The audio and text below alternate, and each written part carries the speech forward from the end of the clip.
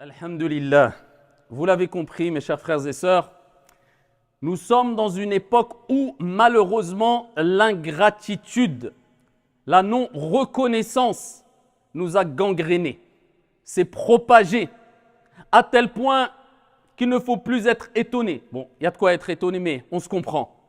Lorsque tu vois l'enfant devenir un enfant tyran, un enfant roi, un enfant ingrat, envers celles et ceux qui leur ont tout donné. Quand tu vois l'élève ingrat envers ses enseignants, la personne, le concitoyen, ingrat face à tous les services et les bienfaits qu'il rencontre de jour comme de nuit. Les gens n'arrivent plus à dire merci, ou peu importe le terme, un terme de reconnaissance, avec la langue ou avec les gestes. Illa man rahimallah, sauf une catégorie de personnes. Très peu sont-ils, parce qu'Allah Azza wa Jal, lorsqu'il les a décrits, ces personnes-là, il a rappelé qu'ils étaient qalil. Très peu. C'est pour ça qu'il faut toujours demander à Allah Azza wa Jal qu'on fasse partie de cette élite qui sont très peu. Les reconnaissants, pas les ingrats. C'est pour cela que, peut-être aujourd'hui plus qu'hier, il est important de secouer les âmes, et je m'inclus dedans bien sûr, en utilisant souvent des propos un peu durs parce que nos âmes méritent. Quand on parle de cette personne-là, ce type de personne-là, ingrate, non reconnaissante, qui aime penser qu'à sa propre petite personne, égoïste, peu importe ce que les gens vivent, que ce soit son père, sa mère, sa tante, son frère, sa sœur, son prof, son instituteur, la société, toujours dans les plaintes et toujours en train de se concentrer sur sa petite personne, peu importe s'il fait mal à qui que ce soit ou peu importe qui est en face de lui. C'est d'abord nafsi, nafsi, nafsi, moi. Eh bien, nous nous adressons à ce type de personne et je m'inclus dedans en disant à cette personne-là, à ce type de personne, espèce d'ingrat, écoute bien. Il faut savoir que celui qui est ingrat, eh bien, te répondra toujours avec de l'ingratitude parce qu'il a ça en lui, bien que tu te comportes bien avec lui malheureusement, parce que tu ne fais que alimenter son mal. Et c'est pour cela que Al-Mutanabbi Ash-Sha'ir a dit « Idha anta akramta al-karima » malaktahu. Si tu honores la personne noble, si tu te comportes correctement, bien, avec bonté, voire excellence, envers une personne noble qui le mérite, tu vas le conquérir, tu vas gagner son cœur, tu vas recevoir du bien en échange. Mais par contre, wa in anta akramta al-la'ima tamarrada. Mais par contre, quand tu honores, quand tu te comportes bien avec l'ingrat, avec le mauvais, avec le vil, eh bien c'est quoi le résultat? Il va se rebeller. Et c'est ce qu'on voit. Des gens se rebeller malheureusement de par leur ingratitude. Et ça détruit, et ça gangrène, et ça divise, et ça fait très mal. Mais quelquefois on n'en a pas conscience. Et quelquefois on peut le voir chez autrui sans savoir que nous aussi on agit avec ingratitude. De toute manière, l'être humain, à la base, a beaucoup de faiblesses. C'est comme ça, Allah nous a créés comme cela. Donc quand je blâme ma propre personne parce que je m'inclus dedans et je fais partie de annas, les gens. Et Allah, quand il parle des gens, qu'est-ce qu'il dit? Innal insana li rabbihi lakanud. L'être humain, il parle des gens. Peu importe, de manière générale, l'être humain a un penchant vers le mal. L'être humain a un penchant vers l'ingratitude, vers la non-reconnaissance. Eh bien, Allah Azza wa Jalla nous le rappelle quand il dit « Innal insan » l'être humain, li rabbihi lakanud. Envers son Seigneur, il agit avec ingratitude. Il ne reconnaît pas les bienfaits, il ne prend pas en considération. Il n'apprécie pas à juste valeur les bienfaits que Dieu lui donne, lui met sur son chemin. « Innal insana li rabbihi lakanud » Donc, ne sois pas étonné de te voir, de te rendre compte que toi ou d'autres sont ingrats envers leur Seigneur et envers les gens. Et de toute manière, c'est lié. Ne te trompe pas. Puisque le prophète alayhi salatu wassalam nous a rappelé maintes fois dans beaucoup de hadiths avec beaucoup de versions différentes. Kama ja'a fi sahih, man lam yashkurin nas, lam yashkurillah. Celui qui n'est pas reconnaissant envers les gens de manière générale, peu importe leur couleur, leur confession. Quelqu'un t'apporte du bien, dis merci au moins. Au moins, tu ne peux pas lui répondre avec autant de bien, lui faire du bien, le réconforter comme il t'a réconforté, l'accompagner comme il t'a accompagné, le préserver comme il t'a préservé, lui enseigner comme il t'a enseigné. peu importe qui c'est cette personne, au moins, ait la décence de dire merci. Et si c'est un de tes frères ou ta sœur musulmane, barakallahu fik, jazakallahu khayra, la moindre des choses. Mais nous on a du mal même cela, illa man rahimallah. Alors je ne généralise pas, mais c'est une gangrène qui s'est propagée, qui touche beaucoup de gens. Et c'est triste d'en arriver là, c'est vraiment triste. Et retenez une chose, Shaitan aime l'ingratitude et pousse l'insan à l'ingratitude, puisqu'il sait qu'Allah aime al-shukr, shukr ni'am, le fait d'être reconnaissant vis-à-vis des bienfaits qu'Allah subhanahu wa ta'ala te donne ou des gens qu'il met sur ton chemin. Et c'est pour ça qu'Allah azza wa jalla, quand il parle d'Iblis dans le Coran, eh bien, il nous rappelle qu'est-ce que Iblis a dit. Et Iblis dit, je les assaillerai de partout. Il a dit, moi je vais les assailler de partout les êtres humains. Je serai devant eux, derrière eux, de par leur droite, de par leur gauche. Et qu'est-ce qu'il dit ensuite? Wala tajidu aktharahum shakirin. Ya Allah, et tu trouveras que la plupart d'entre eux ne seront pas reconnaissants, ils seront ingrats. Voilà. Et l'ingratitude, voilà, c'est devenu monnaie courante. Même envers les personnes qui méritent le plus ta gratitude. J'ai donné quelques exemples en introduction, on peut s'attarder, pas trop longtemps, mais en 2-3 mots. Commençons par les parents, commençons par les enfants. Cette relation qui a été détériorée, entre autres par quoi? Par l'ingratitude. Alors qu'Allah subhanahu wa ta'ala, subhanallah, il lie la gratitude vis-à-vis de Dieu, de lui, à la gratitude vis-à-vis de ton père et de ta mère. Est-ce que tu oserais lever la main quand tu parles de ton Seigneur? Oh, c'est bon. Oh, Dieu, tu dis toujours ça. Est-ce que tu oserais soupirer quand ton Seigneur t'ordonne de faire quelque chose ou t'interdit ou te recommande une chose quand tu lis un verset coranique en disant « Oh, encore ça ?» Est-ce que tu oserais dire « Ouais, mais toi, Dieu, tu ne comprends pas ce que je vis. Oh, toi, tu connais rien. Oh, c'est bon. Oh, mais toi aussi, tu n'es pas parfait. » Tu n'oserais pas. Sauf si tu as atteint un stade. Eh bien, comment tu oses sans mettre au même niveau, bien sûr, hein, la créature et le créateur, mais on se comprend, on parle de, ici, le fait qu'Allah a lié la reconnaissance vis-à-vis d'Allah avec la reconnaissance vis-à-vis des parents. Pourquoi tu te comportes comme ça envers tes parents? À partir du moment où tu as pris un peu d'âge, tu gonfles le torse et plus de reconnaissance, enfant rebelle, toi tu ne connais rien, c'est bon, toi aussi tu as fait des erreurs, oh lâche-moi un peu. Ouais, mais tu es en tort aussi. Et on cherche des petits problèmes tout en rappelant que ni les parents, ni toi, ni moi, ni un savant, ni personne sur la surface de la terre n'est parfait. Et tout le monde fait des erreurs, mais chacun sa place. Allah Azza wa Jalla nous dit dans le Coran, il nous rappelle la bienfaisance envers les parents. On vous a recommandé la bienfaisance, la bonté envers votre père et votre mère, les pères et mères. Votre mère vous a porté wahnan ala wahn. Peine sur peine, ça t'a oublié? Peine sur peine. وَفِصَالُهُ فِي عَامَيْنِ. Et le sevrage a lieu à quel âge? À 2 ans. أَنِشْكُرْ لِي وَلِوَالِدَيْ.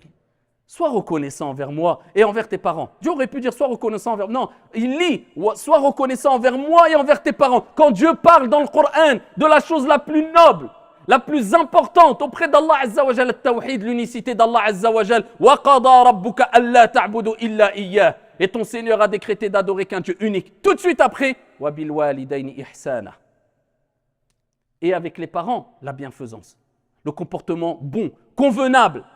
Ne leur dis pas ouf, ne soupire pas, prends de leurs nouvelles, sois pas égoïste. Toute leur vie, ils ont pris soin de toi et ensuite quand toi tu grandis et tu fais ta vie, tu te donnes bonne conscience en disant bon, j'appelle une fois par semaine. Non, non, non, non, tu peux être présent physiquement, c'est tous les jours. C'est tous les jours, c'est pas un fardeau tes parents. C'est pas ils se sont occupés de toi pendant les années les plus difficiles où il fallait akramakumullah changer tes couches, se lever pour te nourrir, supporter tes cris. Et ensuite, quand tu voles de tes propres ailes, ouais, c'est bon, j'envoie un petit message, mais garde-le ton message, ils font pas la manche tes parents. Mais tu t'es cru où? La meilleure des choses à donner à ses parents, c'est la présence, c'est pas l'argent, c'est la présence.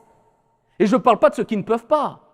Je ne parle pas de ceux ou des cas d'exception, où il y a des relations très difficiles entre père et enfant, et souvent les parents ont fait des choses catastrophiques. Je ne parle pas des exceptions, je parle de la généralité, et je critique de ceux Je critique ceux qui font des exceptions, une généralité. Non, non, non.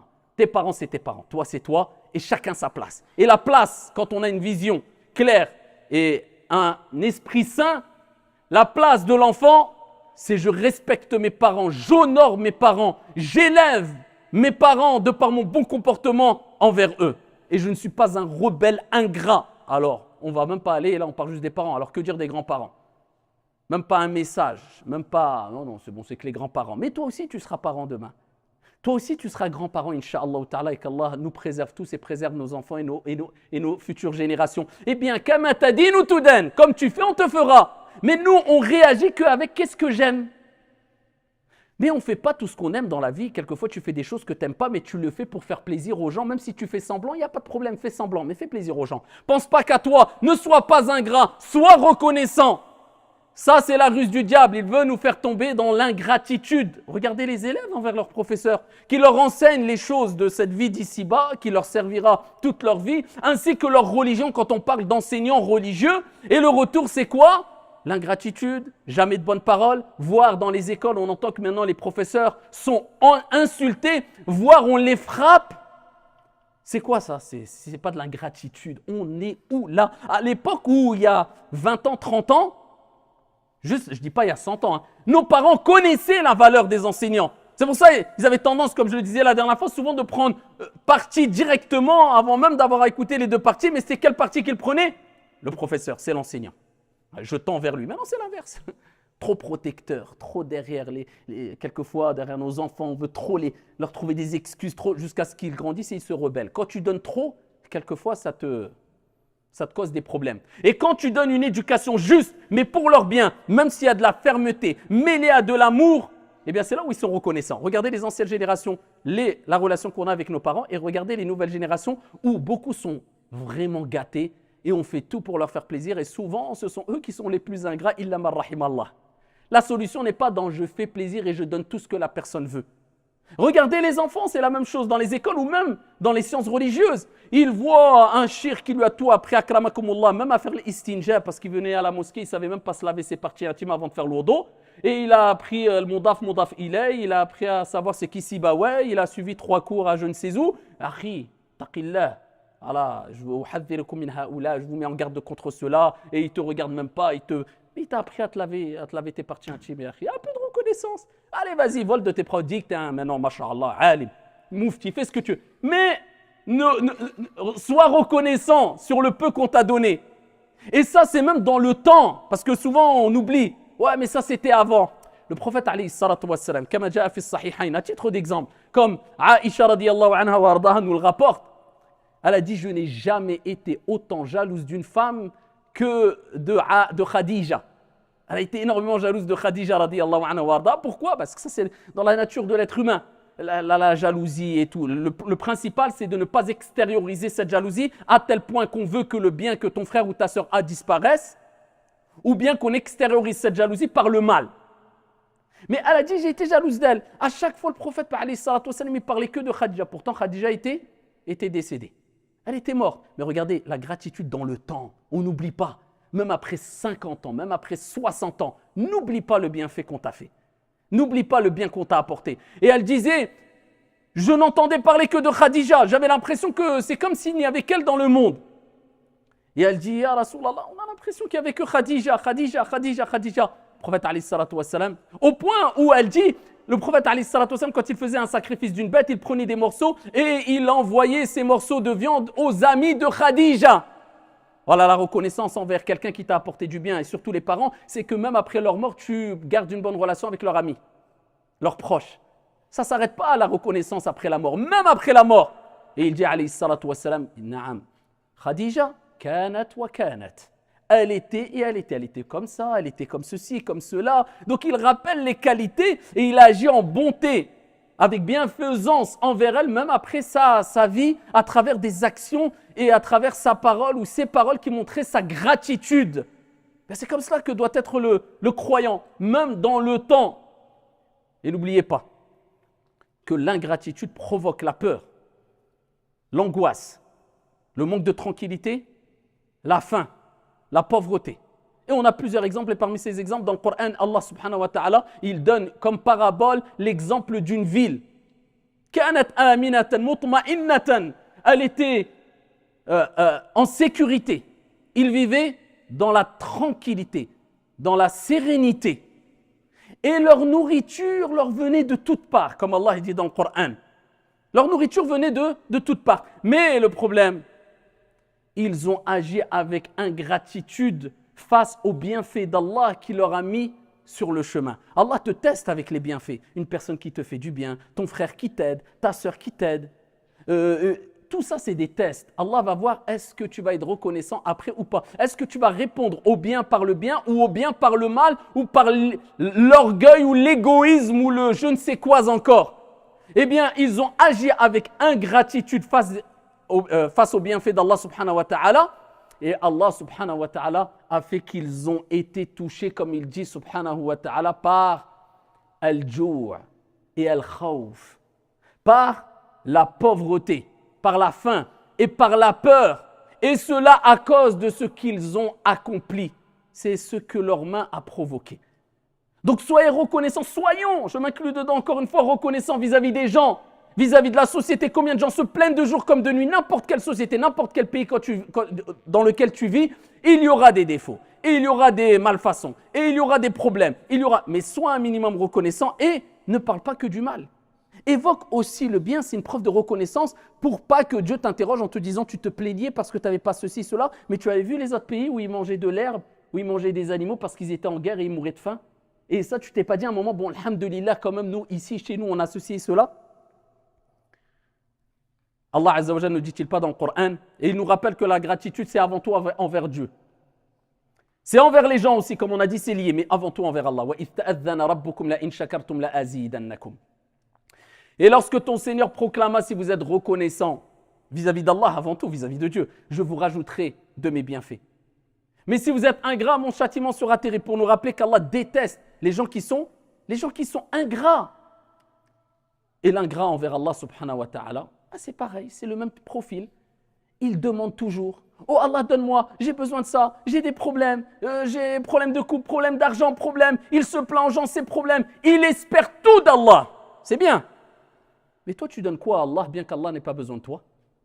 En fait, on a ce comportement d'égoïste, on a ce comportement de « je fais que ce que j'aime ». Mais oui, mais dans la vie, on ne fait pas tout ce qu'on aime. On ne fait pas que tout ce qui est facile. Il y a des choses difficiles. Et oui, se lever à la prière de Fajr, ce n'est pas facile.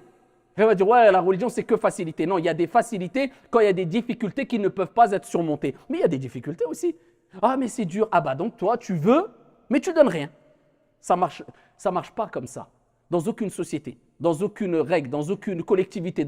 Non, il y a des règles. Tu fais ce que tu aimes et quelquefois ce que tu n'aimes pas. Pour le bien-être de ton âme et de l'intérêt général, etc. Donc voilà, qu'est-ce que tu donnes à Allah? Fais le bilan. Tu as fait tes prières à l'heure, bien qu'Allah n'a pas besoin de toi. Il a des anges qui l'adorent de jour comme de nuit, qui ne se reposent pas, mais il n'a pas besoin de toi, c'est un test. Par amour, par gratitude. Nous, on ne sait même pas si on va sentir l'odeur du paradis, illa man rahim Allah, et on fait quelquefois les actes d'adoration comme si c'était une corvée. Ouais, mais il ne faut pas exagérer, mais ceci, mais cela. Le prophète, alayhi salatu wassalam, vous connaissez tout le hadith, il priait jusqu'à ce que ses pieds se fendent. Aïcha dit, ya Rasulallah, t'es voué au paradis, tes péchés. Passé, présent, futur ont été pardonnés. Pourquoi tu pries autant au prophète? Il n'a pas dit je prie pour gagner le paradis parce que j'ai peur de l'enfer. Non, c'était un autre niveau. Il a dit, ya Aïcha, oh Aïcha, ne serais-je pas un serviteur reconnaissant? Voilà. Il l'a fait par amour, par reconnaissance pour dire merci à Allah. Je le fais avec plaisir. Ce n'est pas une corvée la prière, c'est pas… Non, je te dis merci parce que je suis fier et c'est un honneur pour moi de faire partie de tes serviteurs qui un jour auront l'honneur, incha'Allah ta'ala, de te voir. هذا وصلوا وسلموا رحمكم الله